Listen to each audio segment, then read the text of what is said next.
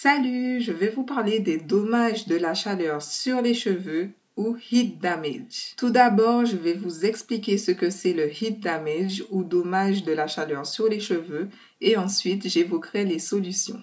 Déjà, le heat damage affecte tout type de cheveux, mais les dégâts vont vraiment bien se voir sur les cheveux frisés, crépus ou bouclés et ça va tout simplement modifier la texture de vos cheveux.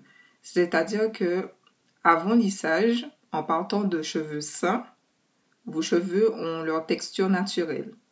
Puis ensuite, après lissage et lavage, votre texture elle est modifiée. Par exemple, vous avez les cheveux crépus et vos petites boucles vont se transformer en plus grandes boucles, en ondulations, où vous aurez même des mèches qui seront lisses. Donc j'ai moi-même expérimenté les dégâts de la chaleur sur mes cheveux.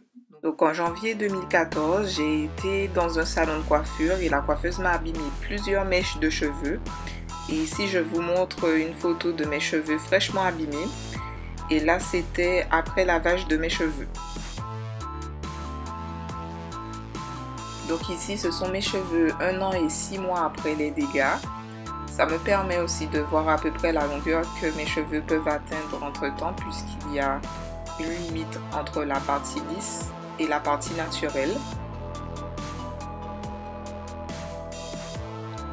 Là, mes cheveux sont humidifiés avec un peu de shampoing à la raquette.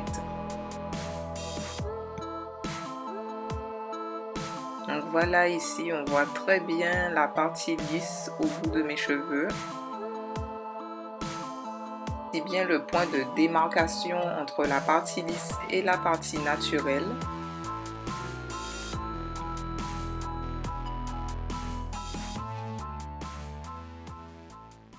Maintenant, je vais vous exposer quelques solutions. Premièrement, il faut que vous sachiez si les dommages que vous avez observés sur vos cheveux sont irréversibles ou pas. Parce que c'est vrai, il y a des personnes, après plusieurs lavages, qui retrouvent la texture de leurs cheveux. C'est possible, par exemple, si ces personnes avaient une couche de silicone sur leurs cheveux.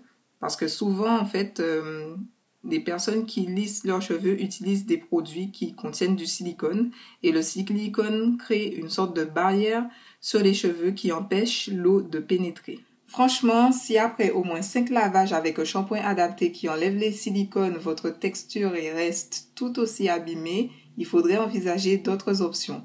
Il y en a qui font des traitements protéinés de choc, des rinçages à la bière, je ne sais pas vraiment si ça marche, mais en tout cas, j'ai des options plus simples à vous proposer. Donc j'en ai 3. La première, c'est de faire une transition et de couper vos pointes régulièrement. La deuxième, c'est de toujours faire une transition, mais de laisser vos cheveux tranquilles, c'est-à-dire vous coupez rien du tout et vous laissez vos mèches abîmées tomber d'elles-mêmes. Donc j'ai plutôt opté pour la deuxième option, même si entre-temps j'ai quand même coupé mes cheveux. Et la troisième option, c'est la solution radicale, c'est le Big Chop. Donc, c'est-à-dire que vous allez couper tous vos cheveux et recommencer à zéro. Enfin, si vous souhaitez mettre fin à cet désagrément, je vous conseille de ne plus utiliser le fer à lisser. Et au pire, je dis bien au pire, vous pouvez toujours faire des brushings. Par contre, il ne faut pas le faire souvent. Il faut que vous utilisiez un sèche-cheveux de bonne qualité, de bons produits et utilisez une bonne technique lorsque vous faites vos brushings. Mais bon, la solution la plus efficace, c'est d'aimer vos cheveux tels qu'ils sont, prendre soin d'eux et faire des coiffures qui les subliment. Voilà, c'est tout pour cette vidéo. Je vous donne rendez-vous la semaine prochaine pour la vidéo suivante.